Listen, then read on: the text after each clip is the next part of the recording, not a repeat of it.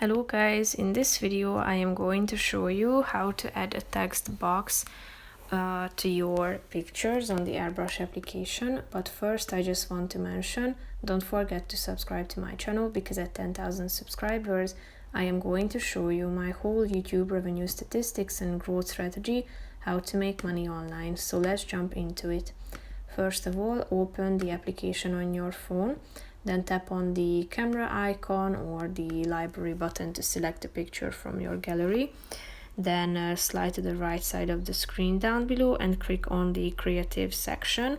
Tap on the text icon and you should type in something to your text box and select the spacing on this scale. If you are done with it, click on the check mark icon in the upper right corner of the screen, and after that you should select the font down below. You have a bunch of options that you can choose from, as well as templates which are also available to you, and you can also change the color of the text and select the opacity down below in this scale.